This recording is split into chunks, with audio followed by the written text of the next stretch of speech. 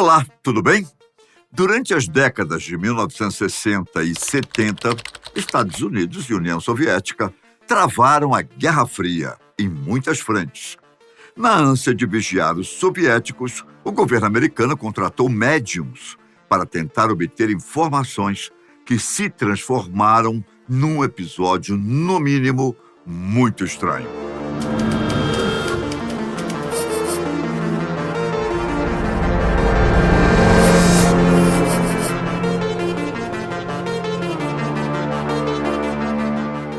Na década de 70, tanto russos quanto americanos acreditavam que alguém dotado de poderes psíquicos pudessem ajudá-los, especialmente no campo de espionagem. A Agência de Informações e Espionagem apostaram alto na visão remota, isto é, na capacidade que algumas pessoas alegavam e ainda alegam ter em poder ver o que está acontecendo em qualquer lugar remoto, somente com a força do pensamento, resumindo a coisa. Foi então que surgiu, por parte dos Estados Unidos, o projeto Stargate.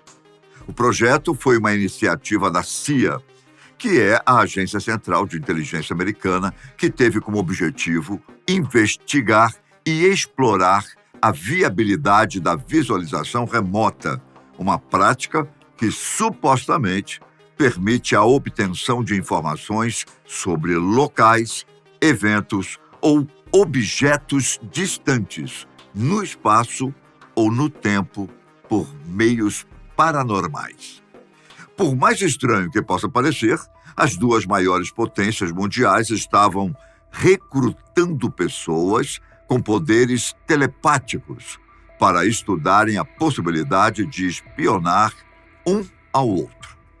O projeto teve seu início, na verdade, após a CIA ficar ciente das habilidades notáveis de Pat Price, um vidente que foi descoberto pelo Instituto de Pesquisa de Stanford, nos estágios iniciais do Stargate. Pat Price foi posteriormente recrutado pela CIA devido à precisão surpreendente de suas informações de inteligência, que ele alegadamente obteve por meio de suas habilidades de visualização remota. No entanto, o estudo sobre a visão remota vinha sendo feito um tempo antes, mas para fins de pesquisa e não militares. Em 1972, um programa de percepção extrasensorial, ou PES, foi iniciado no SRI por dois cientistas, Russell Targ e Hal Puthoff. Eles buscavam voluntários para participar e, no caminho, encontraram Ingo Swann. Swann se dizia um psíquico poderoso e então passou por um teste. O grupo tinha um magnetômetro grande que podia medir pequenas mudanças nos campos magnéticos. Swann não sabia o que era o aparelho, mas mesmo estando a 9 metros de profundidade em concreto, ele podia ver o interior do equipamento e explicá-lo. Ele conseguiu desenhar as leituras do magnetômetro e depois conseguiu alterá-las. Mas o propósito do magnetômetro era detectar testes nucleares soviéticos. E ao alterar a saída, acionou alarmes em todo o laboratório. Mas o experimento despertou o interesse da CIA. Eles não ligavam que Ingo pudesse mexer no ponteiro, mas o fato de que ele podia ver, através da blindagem supercondutora a 9 metros de profundidade em concreto, bem, isso era um problema, mas também uma chance. A CIA financiou secretamente o estudo do SRI e os fez focar especificamente na visão remota. Ingo Swann ficou famoso como o criador dessa técnica. Os experimentos iniciais foram, na maioria, bem-sucedidos. Ingo podia reconhecer imagens em envelopes fechados, projetar sua consciência para lugares diferentes e ver objetos escondidos. Mas a CIA queria mais. Eles precisavam que ele visse lugares específicos, lugares soviéticos, sendo mais claro. Então, Ingo Swann e o grupo do ISRI desenvolveram o protocolo SCAN-8. O projeto SCAN-8 era a visão remota por coordenadas. O objetivo era que o vidente informasse o que havia em certas coordenadas geográficas dadas no teste. Algum objeto ou veículo era colocado previamente em determinado local, suas coordenadas eram passadas para a pessoa e ela tinha que dizer o que havia lá. Mais uma vez, Ingo Swann foi muito bem, deixando a CIA intrigada. Dessa forma, seria muito prático e barato descobrir as intenções dos russos. Claro que, do lado de lá, eles deviam estar pensando a mesma coisa, uma vez que também tinham um projeto de visão remota. Logo, Ingo ganharia um colega, Pat Price, famoso por ter ajudado a elucidar alguns crimes para a polícia, enquanto era policial. Price se aposentou e passou a dedicar seu tempo estudando a respeito da percepção extrasensorial e outros assuntos da parapsicologia, até chegar ao ponto de se tornar um profissional reconhecido na área. Os dois passaram por um teste em que foi-lhes dada a coordenada de uma casa de férias de um analista da CIA, sem que eles soubessem, claro. E ninguém, a não ser o próprio analista, sabia o que havia no local. Os videntes remotos, mesmo sendo colocados em locais diferentes, disseram ter avistado algo muito complexo. Um lugar com muita tecnologia. Antenas parabólicas, uma guarita, portas de aço e jipes. Price ainda disse ter visto alguns documentos classificados, como inscrições como bola Q, bola 14, bola 8 e acumular. É claro que as inscrições estavam em inglês, porém eu as traduzi para facilitar a compreensão. Tudo bem? Ok. O fato é que essa visão, ao mesmo tempo, trouxe decepção e susto para os agentes da CIA envolvidos no projeto. Assim que o outro agente disse que não havia nada disso e que as coordenadas eram de sua casa de campo, a decepção foi geral. Só que tudo mudou quando descobriram que atrás da área onde estava a casa havia uma instalação militar e, ao que parece, secreta. Na verdade, era uma área reservada à NSA, ou Agência de Segurança Nacional, cujo principal trabalho era capturar as informações dos satélites russos que, periodicamente, passavam sobre os Estados Unidos. Nem o agente da CIA sabia da existência desta instalação da NSA. Isso causou um certo reboliço entre as agências e também com o ISRI, uma vez que ambos os paranormais haviam praticamente acertado o que havia dentro das instalações. Mas tudo foi contornado. Ainda tinha mais. Assim que a poeira baixou, o ISRI fez um novo teste, desta vez usando uma coordenada bem distante. Price conseguiu visualizar algo que não havia sido capturado por satélites de espionagem. Além de um enorme guindaste, ele havia visto bolas de aço gigantescas, com cerca de 18 metros de diâmetro. Ele sugeriu que os soviéticos estivessem construindo algo, mas não tinham conseguido fazer funcionar. Curiosamente, essas esferas seriam descobertas pelos americanos 5 anos depois e confirmaram que se tratavam de dispositivos de contenção nuclear que nunca funcionaram corretamente. Foi então que as coisas começaram a ficar, digamos, maiores e mais complexas. Price foi praticamente excluído do ISRI para trabalhar exclusivamente para a CIA. Em sua primeira missão, ele recebeu algumas coordenadas na Rússia, mas algo o fez mudar o foco e se situar no Alasca, mas especificamente em uma montanha chamada Monte Raiz. Isto pegou todo mundo de surpresa, uma vez que o Monte Raiz é um local bastante desolado e remoto, sem estradas ou civilizações por quilômetros. A montanha está em meio a um deserto gelado. Então, o próprio Pat Price desistiu.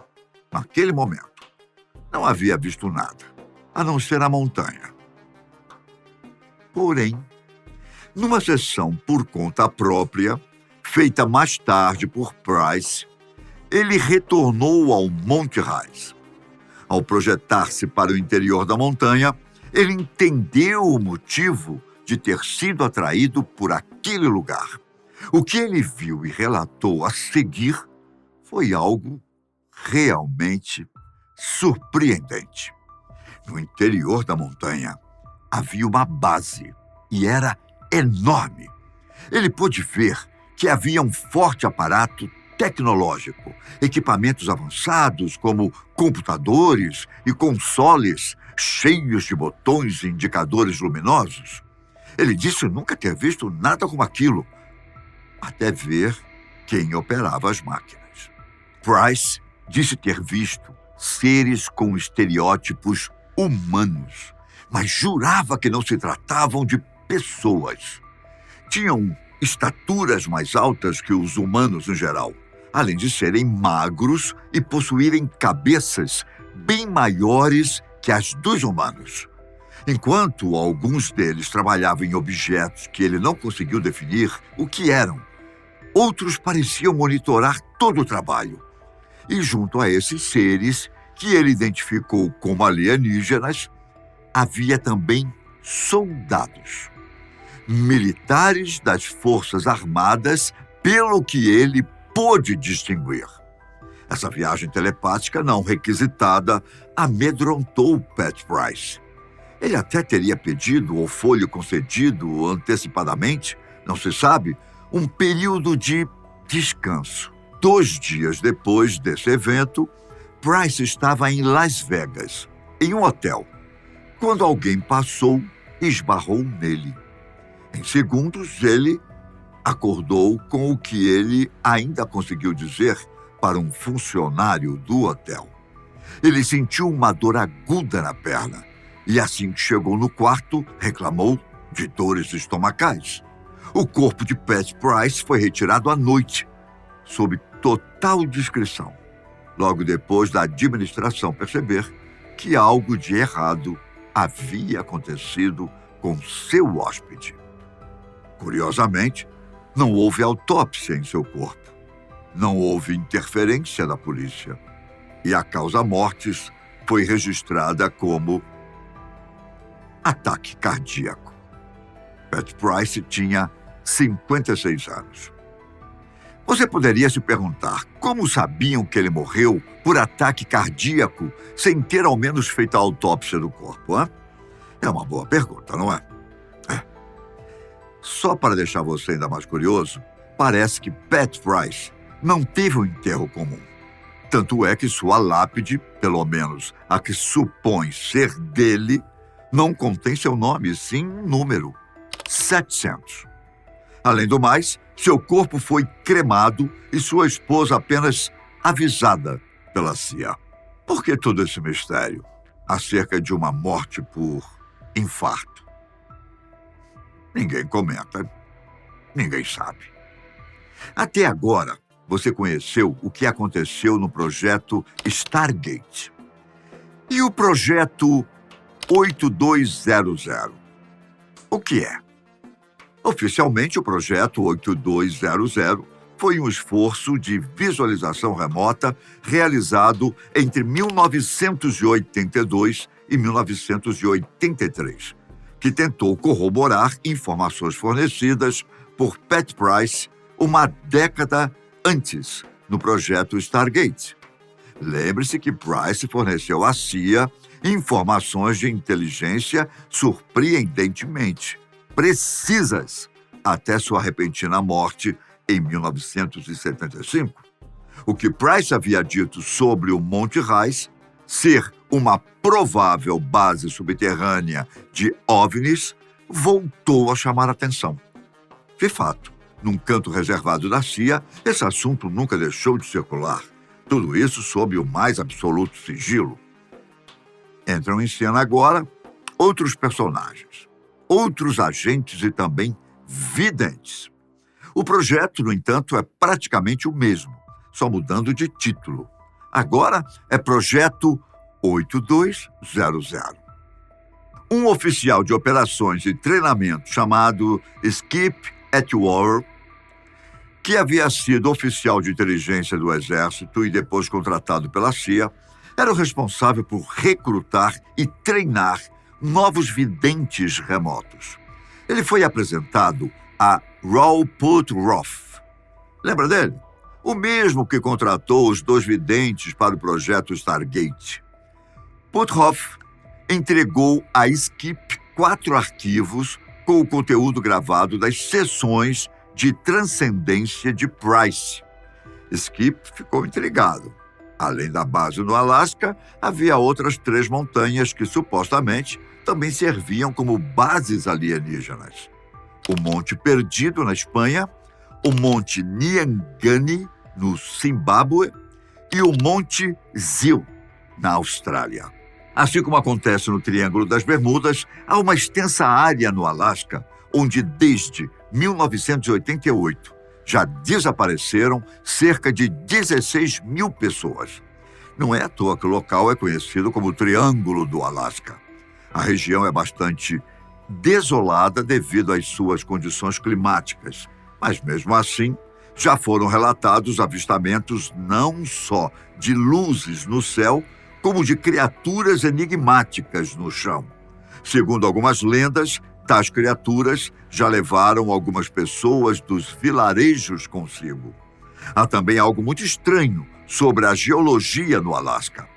Ele é coberto por anomalias magnéticas negativas, onde o magnetismo funciona ao contrário. Isso seria um pesadelo para aviões, GPS ou qualquer sistema de orientação. E o epicentro do Triângulo do Alasca, o lugar onde o magnetismo enlouquece, é o Monte Raiz. Além de Puthoff, Skip já contava com a ajuda de outro paranormal, de talento reconhecido nacionalmente, chamado Joseph McMonagle. Bom, uma lenda na comunidade de visão remota.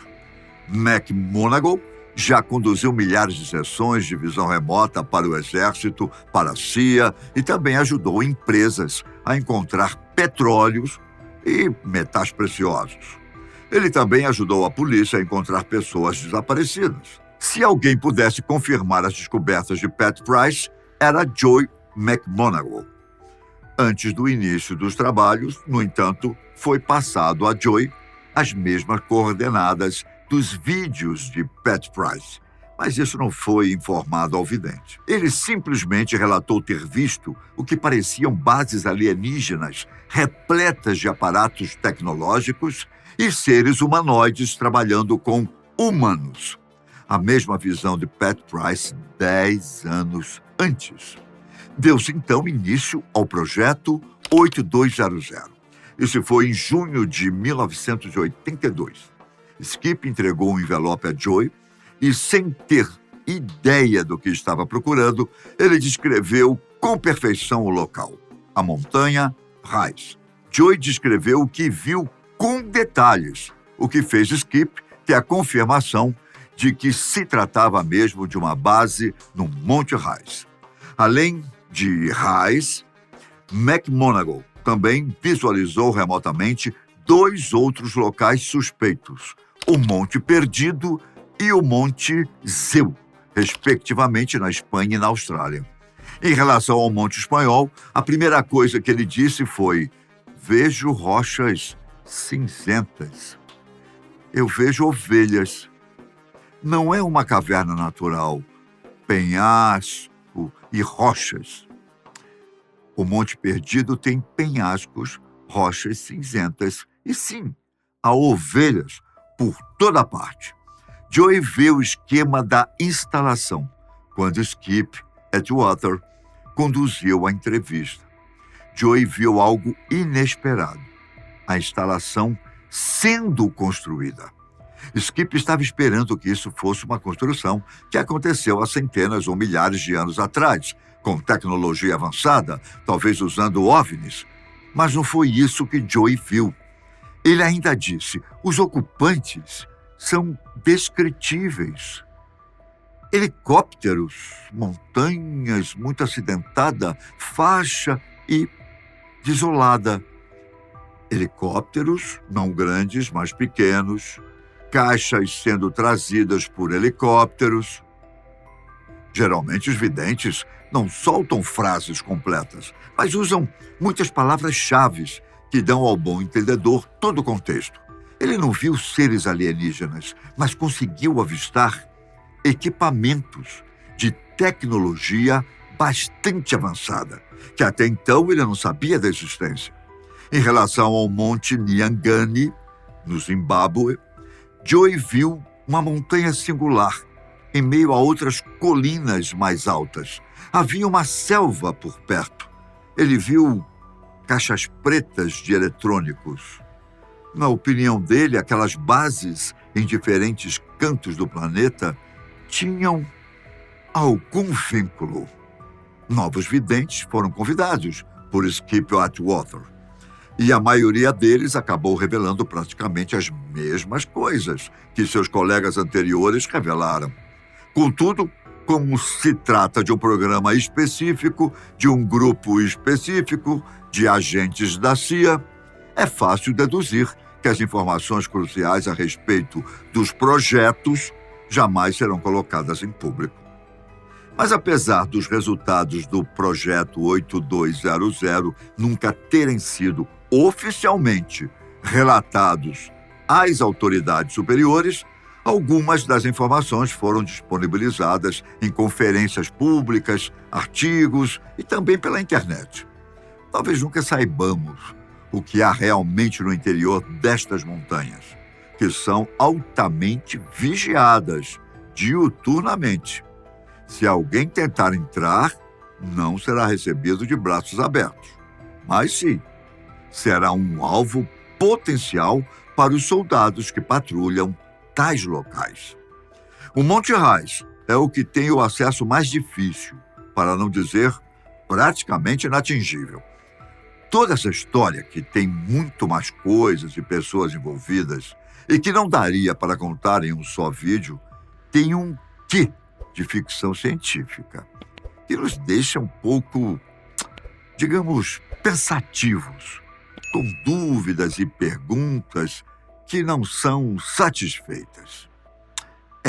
Mas e se for verdade?